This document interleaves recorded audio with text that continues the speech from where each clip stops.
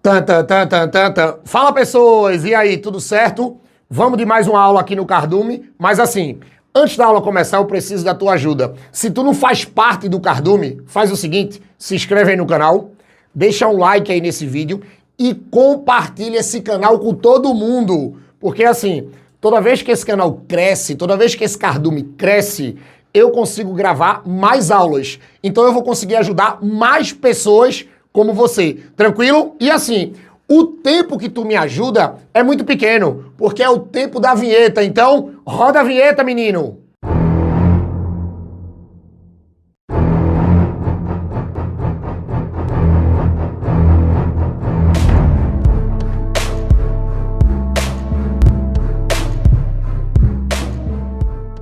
Pronto, pessoas. Hoje é dia de a gente continuar falando de histologia animal, tá? Mas não é qualquer tecido, não. Hoje é dia de a gente falar sobre o tecido epitelial. Mas assim, lembrem que eu já disse aqui no canal que o tecido epitelial ele pode ser classificado em tecido epitelial de revestimento e tecido epitelial glandular. Aí o que é que acontece? Hoje é dia de a gente falar sobre mais uma classificação do tecido epitelial glandular, tá? Lembrem que o tecido epitelial glandular é o tecido onde vocês encontram as glândulas. Aí o que que acontece? Essa danada dessas glândulas que tem no meu corpo e tem no teu corpo, elas vão ter uma classificação. Então a gente vai falar, ó, da classificação das glândulas. Mas assim, lembrem que a gente tem critérios para essa classificação. E hoje, o critério que eu vou explicar para tu não errar mais isso em vestibular nenhum, olha para cá, é quando você classifica uma glândula quanto ao modo de liberação da secreção. Ou seja, de acordo com que a glândula libera a secreção, você pode classificar ela em 3 tipos. Olha para cá, porque isso é uma das classificações que a galera mais esquece. Ei, preste atenção. A glândula ela pode ser uma glândula merócrina, apócrina ou holócrina. Então, quanto à forma que essa secreção vai sair dessas glândulas, elas podem ser classificadas em 3 grupos: merócrinas, apócrinas, holócrinas. Aí você vai dizer assim, tá? E como é que eu vou classificar elas? Olha pra mim. Toda vez que no vestibular você pegar uma glândula merócrina, toda vez que numa prova de concurso você pegar essa classificação merócrina, olha pra cá. Essa classificação merócrina significa que essas glândulas, elas só liberam, elas só liberam, preste atenção, só liberam secreção. Elas só liberam secreção. Ou seja, as células da glândula, elas só secretam a danada da secreção. Não sai mais nada junto com a secreção.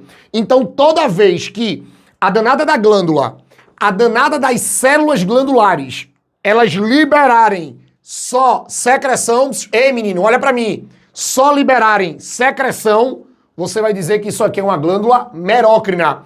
Andrei, dá um exemplo dela agora, menino. Exemplo de uma glândula merócrina. A famosa sudorífera ou sudorípara. Sudorípara. As glândulas sudoríparas, que são glândulas que liberam o suor, são glândulas consideradas como glândulas merócrinas. Significa que as suas células só liberam secreção, tá? Aí tu pode dizer assim, tá? E se não for merócrina, Andrei? Olha pra mim. Se não for merócrina, é uma glândula apócrina. Se não for merócrina, é uma glândula apócrina. Aí olha o que acontece.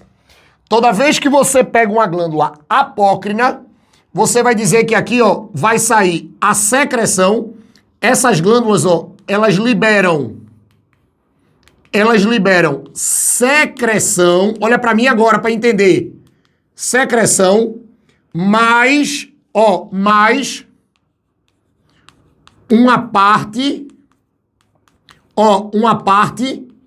do citoplasma. Do citoplasma da célula. Aí presta atenção aqui. Olhe, se uma glândula ela é classificada como apócrina, significa que essa glândula Na hora que as suas células vão liberar a secreção vai dizer assim, ei, eu não vou sozinho não, viu? Tem que vir alguém comigo. Aí o que é que acontece? A secreção, ela sai junto com um pedaço do citoplasma da célula da glândula, com um pedaço do protoplasma da célula da glândula. Lembre que protoplasma é uma parte do citoplasma, tá? É a parte viva do citoplasma. Então o que é que acontece? Quando a secreção ela é eliminada das células dessa glândula, essa secreção ela leva junto uma parte do protoplasma, ou seja, uma parte do citoplasma. Olha pra cá. Eu tenho a danada da glândula, aí você pode ver que aqui tá faltando os pedacinhos de algumas células, ó. Porque o que é que acontece? Ó, quando essas células, elas eliminam a danada da secreção, ó, quando elas eliminam a danada da secreção, veja que a secreção, ela vai junto com um pedaço da célula. Então, quando a glândula libera secreção, mais um pedaço da célula que produziu e liberou essa secreção, tu vai dizer que isso aqui é uma glândula apócrina. Andrei, dá um exemplo aí. Agora, tomem cuidado nos concursos com as glândulas mamárias. Ó, tomem cuidado com as glândulas mamárias, tá? Sempre que vocês pegarem as glândulas mamárias, elas também podem ser classificadas como glândulas apócrinas, tá? Lembrem, apócrina porque a secreção vai junto de um pedaço da célula. Aí você vai dizer assim, tá, só tem essas duas classificações? Não, né? Porque vocês já viram aqui no quadro. A última classificação é a glândula holócrina. Ah, André, o que é uma glândula holócrina? Essa eu acho uma das mais fáceis, tá? Porque assim, ó, aqui você vai dizer assim, a glândula holócrina é uma glândula que libera, ó, essas glândulas, elas liberam secreção, mais toda a célula. Mais toda a célula que produziu a secreção. Oxente! Então quer dizer que a célula vai produzir a secreção e quando essa célula da glândula, ela libera essa secreção, ela vai junto, é? Vai junto. Oxe, menino, então quer dizer que ela morre, é? Ei, monstro, morre, olha pra mim, morre. A danada da glândula holócrina é uma glândula, olha pra cá, que quando ela libera a secreção, a célula que produziu essa secreção vai embora junto com ela. Aí o que é que acontece? Rapidamente essa glândula vai ter que renovar as suas células para cobrir exatamente os espaços que foram deixados pelas células que foram embora, tá? Então lembrem, a glândula holócrina é uma glândula que quando ela produz a secreção e ela libera a secreção, a danada da secreção vai embora com toda a célula. Ou seja, então quer dizer que a célula morre, né? Claro que morre. Se a célula vai embora junto com a secreção, ei, tchau célula. Aí você pode dizer, me dá um exemplo aí de uma glândula. Toma cuidado com isso, tá? Aqui vocês vão encontrar, ó, as famosas glândulas sebáceas. Lembrem que as glândulas sebáceas nos vestibulares, elas também podem ser classificadas como glândulas holócrinas, tá? Então lembrem, a glândula holócrina é uma glândula em que suas células, elas quando liberam a secreção, na verdade elas não liberam, né? Elas vão embora junto com a secreção, ou seja, a glândula perde essas células, tá? Aí com isso, vocês não erram mais questão nenhuma, olha pra cá, sobre glândulas merócrinas, apócrinas, holócrinas.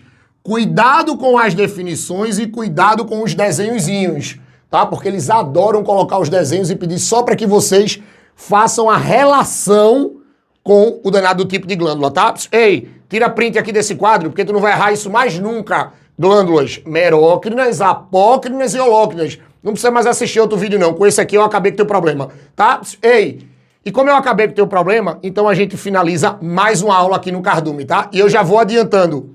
Se tu gostou, se tu se empolgou muito e tu não faz parte ainda do Cardume, me ajuda, se inscreve aí nesse canal, dá um like aí nesse vídeo e compartilha esse canal com os teus amigos, tá? Porque o que é que acontece? Toda vez que esse Cardume cresce, toda vez que esse canal cresce, eu consigo gravar mais aulas.